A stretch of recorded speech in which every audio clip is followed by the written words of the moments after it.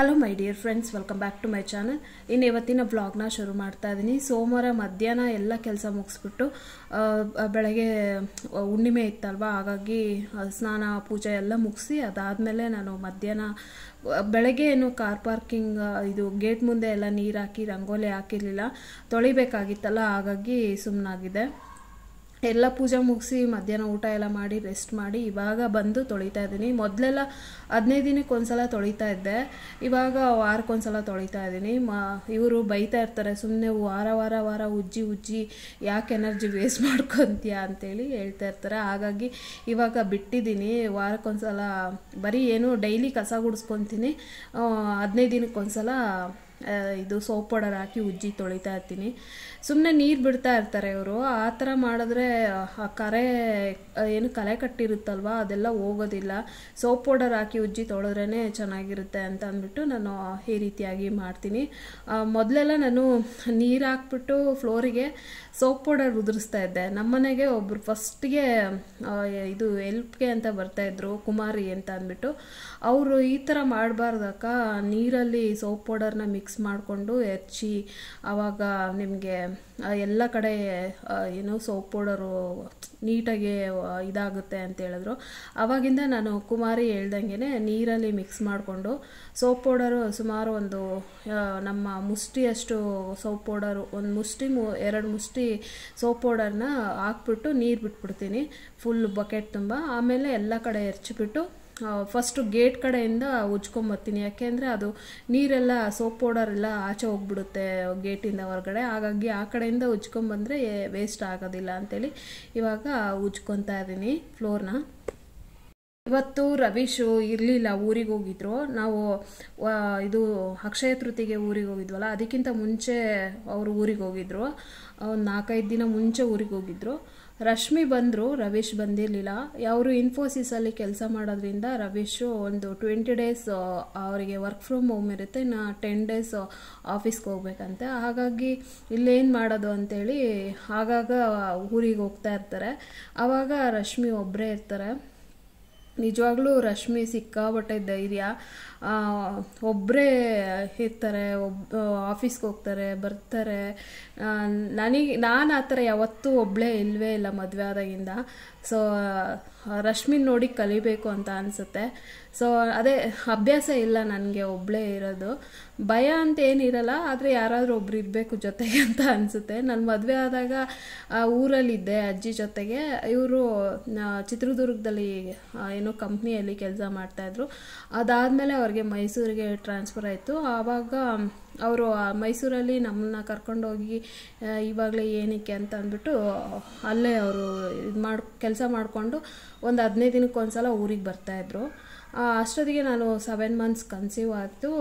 ಆಮೇಲೆ ಮಗಳು ಒಂದು 2 ವರ್ಷದವರೆಗೂ ನಾನು ಊರಲ್ಲೇ ಇದ್ದೆ. ಅವರು ಮೈಸೂರಲ್ಲಿ ಇರ್ತಾಯಿದ್ರು, 15 ದಿನಕ್ಕೊಂದ್ಸಲ ಬರ್ತಾಯಿದ್ರು. ಆಮೇಲೆ ಮಗಳು ಒಂಚೂರು 2 ವರ್ಷದವಳು ಆದಮೇಲೆ ನಾನಿರಲ್ಲ ನಿಮ್ಮನ್ನು ಬಿಟ್ಟು, ನಾನಿರಲ್ಲ ನಿಮ್ಮ ಬಿಟ್ಟು ಅಂತ ಅಂದ್ಬಿಟ್ಟು, ಅಂದರೆ ಆ ಮಗು ಅಪ್ಪನ ಜೊತೆ ಇದ್ದರೆ ಚೆನ್ನಾಗಲ್ವಾ, ಬೆಳೆದ್ರೆ ಚೆನ್ನಾಗಲ್ಲ ಅಂತಂದು ನಾನು ಮೈಸೂರಿಗೆ ಬರ್ತೀನಿ ಅಂತೇಳಿ ಹಠ ಮಾಡ್ಕೊಂಡು ಹೋದೆ. ಸೊ ಆವಾಗಿಂದ ನಾನು ಒಬ್ಬಳೇ, ಏನು ಮದುವೆ ಆಗಿ ಒಂದು 7 ಮಂತ್ಸ್ಗೆ ಕನ್ಸೀವ್ ಆದೆ. ಅಜ್ಜಿನೂ ನನ್ನ ಜೊತೆ ಇದ್ದರು. ಆಮೇಲೆ ನನ್ನ ಮಗಳು ಬಂದಳು. ಮೈಸೂರಲ್ಲಿನೂ ನಾನು ಒಬ್ಬಳೇ ಇರಲೇ ಇಲ್ಲ. ಅಷ್ಟೊತ್ತಿಗೆ ನಾನು ಮತ್ತೆ ಕನ್ಸೀವ್ ಆದೆ ಮಗನಿಗೆ. ನನ್ನ ಮಗಳು ಕೂಡ ಜೊತೆಗಿರ್ತಾ ಇದ್ಲಲ್ಲ, ಹಾಗಾಗಿ ನಾನು ಯಾವತ್ತೂ ಒಂಟಿಯಾಗಿಲ್ಲ.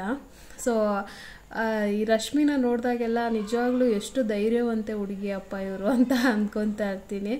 ಒಬ್ಬರೇ ಇರ್ತಾರೆ, ಭಯನೇ ಪಟ್ಕೊಳ್ಳಲ್ಲ. ಬೇರೆಯವರೆಲ್ಲ ಅದೆಷ್ಟು ಭಯ ಪಟ್ಕೊತಿರ್ತಾರೆ ಒಬ್ಬೊಬ್ಬರೇ ಇರೋಕ್ಕೆ. ಅದರಲ್ಲೂ ನಮ್ಮ ಅಜ್ಜಿ, ನಾವು ಇಷ್ಟೊಂದು ಜನ ಮೊಮ್ಮಕ್ಕಳಿದ್ರೂ ಹೆದರ್ಕೊತಾ ಇದ್ರು ನಮ್ಮ ತಾತ ತೀರೋದಾಗ. ಸೊ ಇವ್ರು ರಶ್ಮಿ ನೋಡಿದ್ರೆ ನಿಜವಾಗ್ಲೂ ಖುಷಿ ಆಗುತ್ತೆ. ಎಲ್ಲದೂ ಒಬ್ಬರೇ ಹ್ಯಾಂಡಲ್ ಮಾಡ್ತಾರೆ ಇಲ್ಲಿ ಇದ್ಕೊಂಡು. ಸೊ ತುಂಬ ಧೈರ್ಯವಂತ ಹುಡುಗಿ ರಶ್ಮಿ.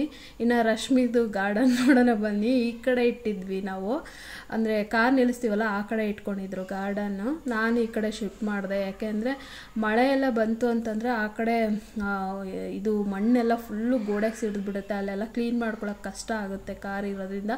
ಹಾಗಾಗಿ ಈ ಕಡೆ ತಂದು ಶಿಫ್ಟ್ ಮಾಡಿದ್ದೀನಿ. ಸೊ ರಶ್ಮಿ ಮತ್ತೆ ಶಿಫ್ಟ್ ಮಾಡಿದ್ರಿ ಅಂತ ಹೇಳ್ತೀರಲ್ಲ, ಅವರು ಬೇಜಾರು ಮಾಡ್ಕೊಡಲ್ವಾ, ಗಿಡಗಳು ಅವ್ರು ಇಟ್ಟಿದ್ದು ಒಂದು ಕಡೆ ನೀವು ಇಡೋದು ಒಂದು ಕಡೆ ಅಂತ ಅಂದ್ಬಿಟ್ಟು ಅಂತ ಅಂದ್ಕೊಬೋದು. ರವೀಶು ರಶ್ಮಿ ಆ ಥರ ಅದರಲ್ಲ, ನಮ್ಮ ಮನೆ ಮಕ್ಕಳು ಥರನೇ ಅವರು. ನಮ್ಮ ಟೆನೆಂಟ್ ಅಂತ ನಾವು ಅಂದ್ಕೊಂಡೇ ಇಲ್ಲ, ನಮ್ಮ ಮನೆ ಮಕ್ಕಳು ಅಂತ ಅಂದ್ಕೊಂಡಿದ್ದೀವಿ. ಅಷ್ಟೊಂದು ಪ್ರೀತಿ ತೋರಿಸ್ತೀವಿ ನಾವು ಅವ್ರ ಮೇಲೆ. ಅವರು ಅಷ್ಟೇ ಸಿಕ್ಕಾಬಟ್ಟೆ ಡೀಸೆಂಟು. ಅವ್ರ ಮನೇಲಿ ಇದ್ದಾರೋ ಇಲ್ಲೋ ಸೇಮ್ ನಮ್ಮ ಮಕ್ಕಳು ಹೇಗಿರ್ತಾರೋ ಹಾಗೆ ಇರ್ತಾರೆ ಅವರಿಬ್ಬರು. ಹಾಗಾಗಿ ನಮಗೂ ಕೂಡ ತುಂಬಾ ಇಷ್ಟ ಅವರಿಬ್ಬರು ಅಂತಂದರೆ. ಇಂಥ ಟೆನೆಂಟು ಪಡೆಯೋಕ್ಕೆ ನಾವು ಪುಣ್ಯ ಮಾಡಿದ್ವಿ, ಅವರು ಕೂಡ ಅಷ್ಟೇ ನಮ್ಮನ್ನು ಪಡೆಯೋಕ್ಕೆ ಪುಣ್ಯ ಮಾಡಿದ್ದಾರೆ. ಇನ್ನು ನಾನು ಕಾರ್ ಪಾರ್ಕಿಂಗ್ ಎಲ್ಲ ತೊಳೆದ್ಬಿಟ್ಟು ಬಂದು ಅಮ್ಮ ಇದು ಡ್ರೈ ಉಪ್ಪಿನಕಾಯಿ ಹಾಕ್ಕೊಟ್ಟಿದ್ರು, ಮಾವಿನಕಾಯ್ದು. ಇದು ನಮ್ಮ ಯಜಮಾನ್ರಿಗೆ ತುಂಬಾ ಇಷ್ಟ, ನನಗೂ ಅಷ್ಟೇ ತುಂಬ, ಅವ್ರಿಗಿಂತ ತುಂಬ ಇಷ್ಟ. ಮೊದಲು ದಾವಣಗೆರೆಯಲ್ಲಿ ಇದ್ದಾಗಂತೂ ಸಖತ್ತ ಮಾಡ್ತಾರೆ ಈ ಥರ ಡ್ರೈ ಉಪ್ಪಿನಕಾಯಿ ಅಲ್ಲಿ ದಾವಣಗೆರೆಯಲ್ಲಿ. ಸಾಕಷ್ಟು ಕೆಂಪು ಚಟ್ನಿ ಆಗಿರ್ಬೋದು, ಡ್ರೈ ಉಪ್ಪಿನಕಾಯಿ ಆಗಿರ್ಬೋದು, ದಾವಣಗೆರೆ ಏನು ಫುಡ್ಡು ಎಲ್ಲ ಸಿಗುತ್ತಲ್ವಾ, ಚಟ್ನಿಗಳು, ಗುರೆಳ್ ಚಟ್ನಿ ಪುಡಿಗಳು, ಇದೆಲ್ಲನೂ ತುಂಬ ಅಂದರೆ ತುಂಬ ಇಷ್ಟ ಆಗುತ್ತೆ.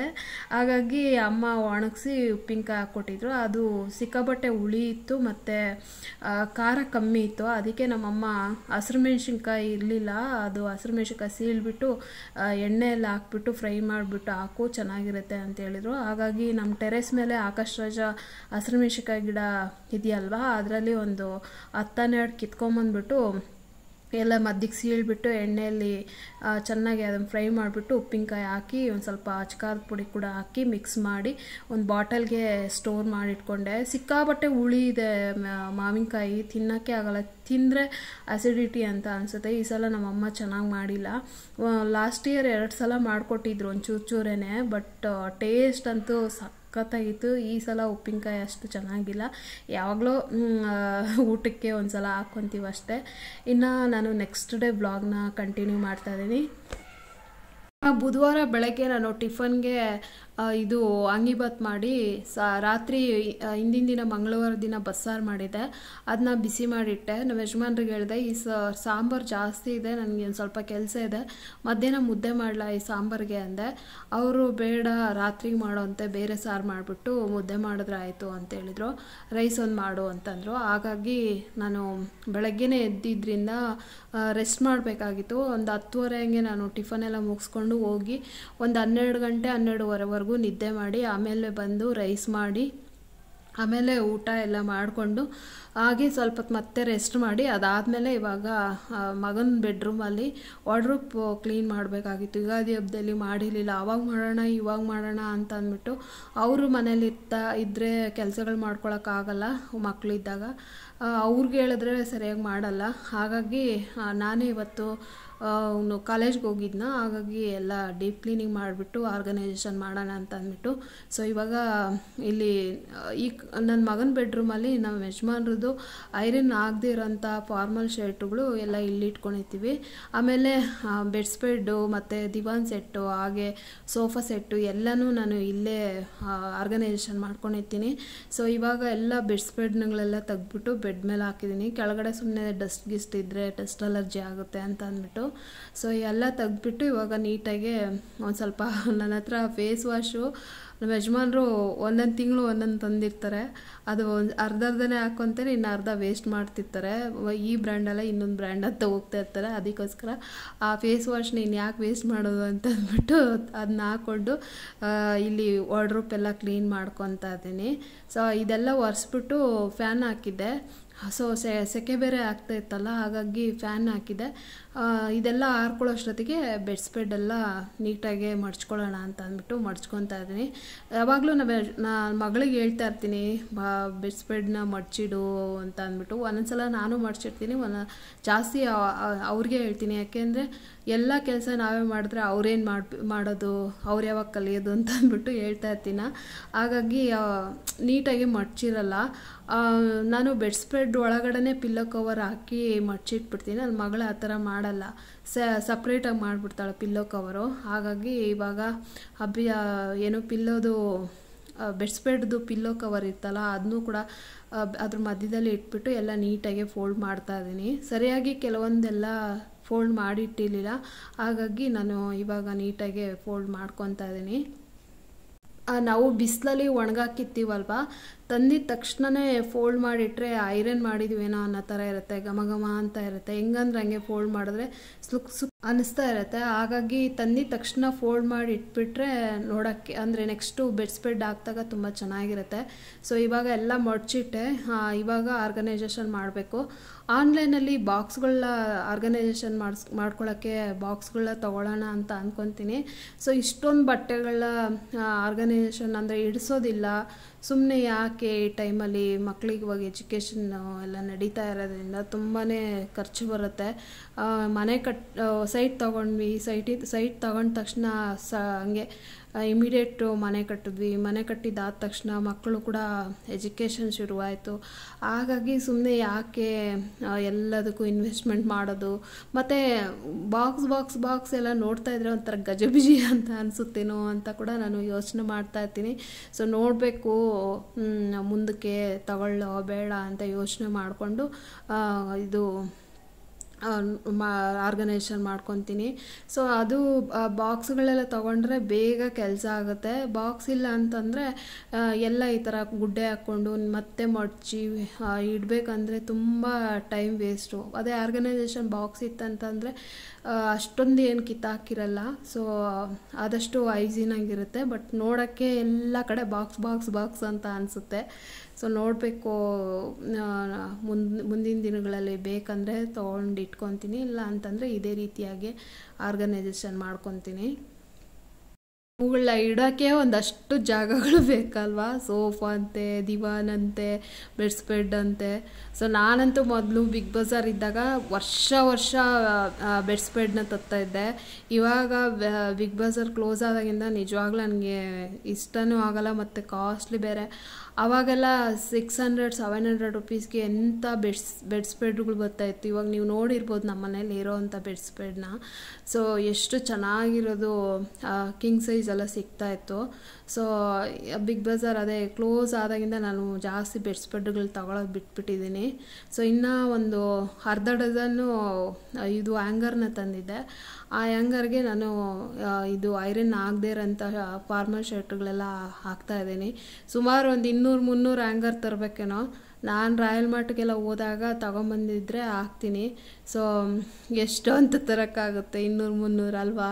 ಸೊ ಈ ನನ್ನ ಸ್ಯಾರಿಗಳು ಮತ್ತು ನನ್ನ ಡ್ರೆಸ್ಸುಗಳು ಮತ್ತು ಇವ್ರಿಗೆ ಮಕ್ಕಳಿಗೆ ಎಷ್ಟೊಂದು ತರೋದು ಹ್ಯಾಂಗರ್ಗಳು ಮತ್ತು ಆರ್ಗನೈಸೇಷನ್ ಬಾಕ್ಸು.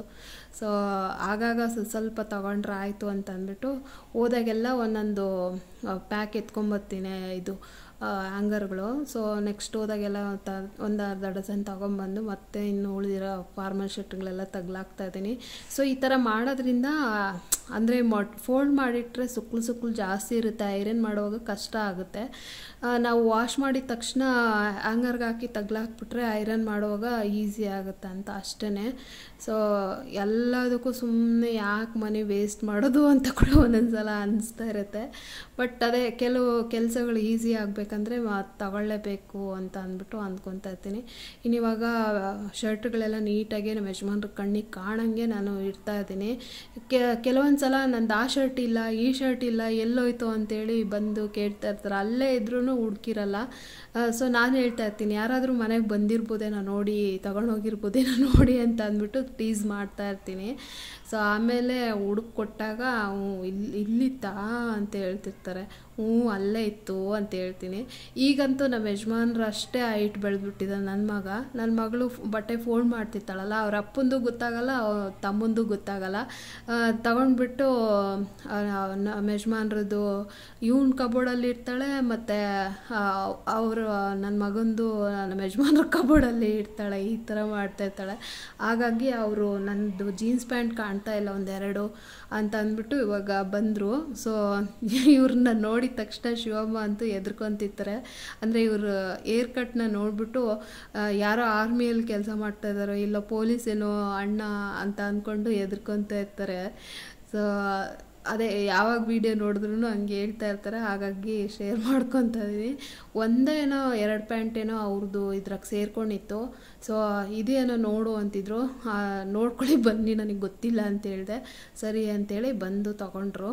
ಸೊ ನೋಡ್ತಾ ಇರ್ಬೋದು ಎಷ್ಟೊಂದು ಬಟ್ಟೆ ತುಂಬ್ಕೊಂಡಿದ್ದೆ ಆಗಲೇ ಅಂತ ಅಂದ್ಬಿಟ್ಟು. ಲಾಸ್ಟ್ ಇಯರೆಲ್ಲ ನೋಡಿರ್ಬೋದು ಖಾಲಿ ಹೊಡಿತಾ ಇತ್ತು ಒಂದು ಕಬೋರ್ಡು.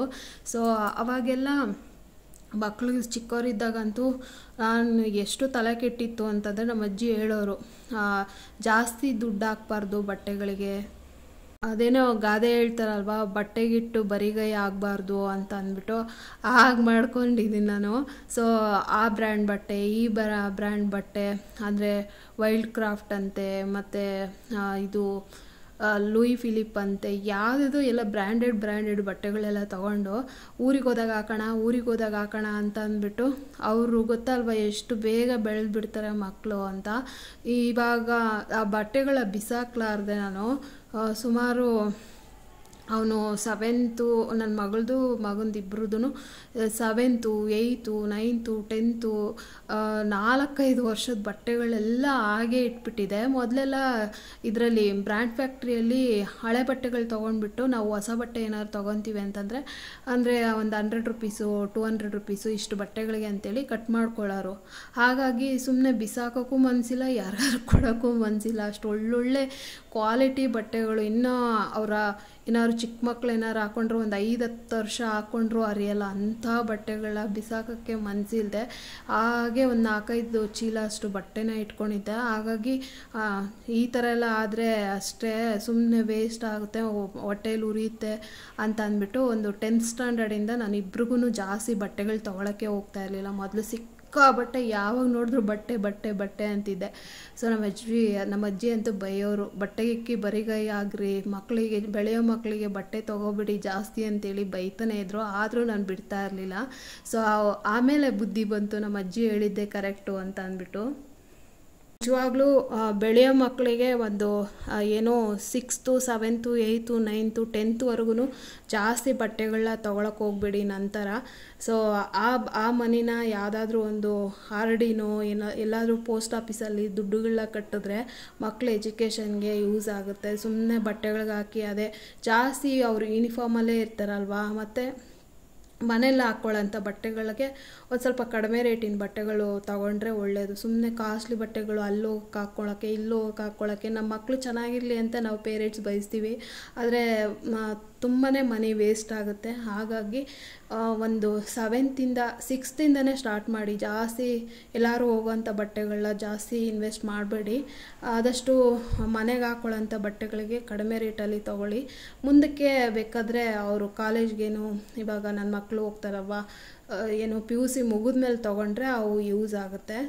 ಸೊ ಇವಾಗ ನಾವು 10th ನಾನು ತೊಗೊತಾ ಇರಲಿಲ್ಲ ಆಗಲೇ ಜಾಸ್ತಿ ಬಟ್ಟೆಗಳದು. ನೀವು ನೋಡಿರ್ಬೋದು ಲಾಸ್ಟ್ ಇಯರ್ ಖಾಲಿ ಹೊಡಿತಾ ಇತ್ತು, ಈಗ ತುಂಬ್ಕೊಂಡಿದೆ. ಸೊ ಈಗ ಬೆಳೆದ್ಬಿಟ್ಟಿದ್ದಾನೆ, ಮತ್ತೆ ಬೆಳೆಯಲ್ಲ. ಹಾಗಾಗಿ ಇವಾಗ ತೊಗೊಂಡ್ರೆ ಏನು ವೇಸ್ಟ್ ಆಗಲ್ಲ. ಹಾಗಾಗಿ ಆದಷ್ಟು ನೋಡ್ಕೊಂಡು ತೊಗೊತಾ ಇದ್ದೀವಿ. ನನ್ನ ಮಗಳು ಒಂದು ಸ್ವಲ್ಪ ಬಟ್ಟೆಗಳು ಇಷ್ಟಪಡ್ತಾಳೆ, ನನ್ನ ಮಗ ಬಟ್ಟೆಗಳು ಇಷ್ಟನೇ ಪಡಲ್ಲ. ಯಾವಾಗಲೂ ನಾವು ಇದಕ್ಕೆ MG ರೋಡ್ಗೆ ಹೋಗಿ ತೊಗೊಂಬಂದಿದ್ವಲ್ಲ, ಆ ಬಟ್ಟೆಗಳಿನ್ನೂ ಹೊಸದು ಹಾಗೇ ಇದೆ, ಹಾಕ್ಕೊತಾನೆ ಇಲ್ಲ. ಅವನು ಏನಂತಂದರೆ ಆ ಬಟ್ಟೆ ಈ ಬಟ್ಟೆ ಹಾಕ್ಕೊಂಡು ಸ್ಟೈಲ್ ಮಾಡಬೇಕನ್ನೋದೇ ಇಲ್ಲ ಅವನಿಗೆ. ಬರೀ ನಮ್ಮ ಆರೋಗ್ಯ ಹೇಗೆ ಇಟ್ಕೋಬೇಕು ಮತ್ತು ಸ್ಕಿನ್ ಕೇರ್ ಮಾಡ್ಕೋಬೇಕು ಇದ್ರ ಮೇಲೆ ಇಂಟ್ರೆಸ್ಟ್ ಜಾಸ್ತಿ ಅವನಿಗೆ. ನಾವು ಅದೇ ಬೈತಾ ಇರ್ತೀವಿ ಯಾವಾಗಲೂ, ನಿನ್ನ ಡ್ರೆಸ್ ಸೆನ್ಸೇ ಇಲ್ಲ ಅಂತ ಅಂದ್ಬಿಟ್ಟು ನಮ್ಮ ಯಜಮಾನರು ಬೈತಾನೆ ಇರ್ತಾರೆ.